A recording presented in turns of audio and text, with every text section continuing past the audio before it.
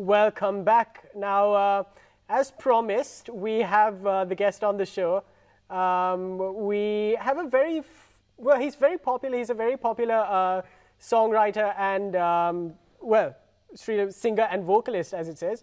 And he is none other than, I'm not just going to drag this out and give a massive introduction, he is none other than Mr. Nalin Jayawardena. Good morning. Good morning. Good morning. How are you this morning? Very nice. Yeah. You're coming back from Australia. That's right. Yeah. I came to Sri Lanka on the 18th and and still here. Of course, you've been in Australia for nearly 20 years. 21 years, yeah. Yeah, and could you just give us a brief... well, you are a building services manager in Australia, aren't you? That's right, yeah. Yeah, but... I'm involved with maintenance and looking after high-rise properties there. Right. Yeah. So what got you into the music scene? Yeah, you know, after migrating there, when you establish yourself, I just wanted to go and learn a little bit how to do these recording. I have a massive song collection, Sri Lankan song collections. Right. At home, I have been just playing around with all these, recording stuff. And yeah, I went and did a small short course how to do the audio engineering. And while doing that, you got involved in the studio production sort of things. And so that triggered me to establish my own home, they call it as garage studios. Garage studios. And yeah, and my brother also migrated during that period. He was a musician here in Sri Lanka. So we got together and put our first released our first CD out. And at that stage, the internet was very, very new. So I had some involvement with the mathematics professor in USA, Dr. Vikumpriya Pera. Right.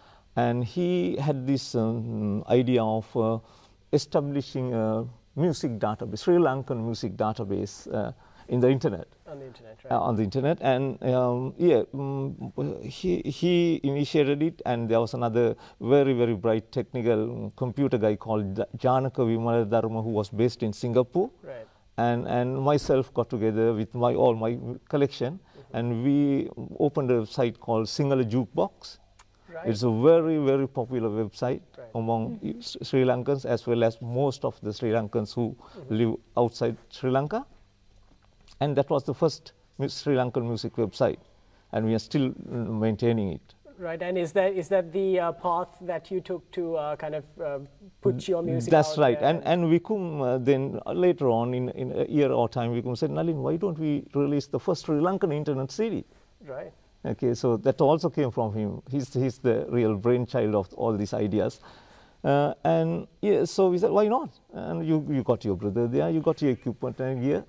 Right, and was it a gradual start to the getting into the music scene, or was there an inspiration behind it? Did you think, okay, I should now start singing and making? Yeah, of course, yeah. I always had an idea of singing, but I didn't. The time didn't come right.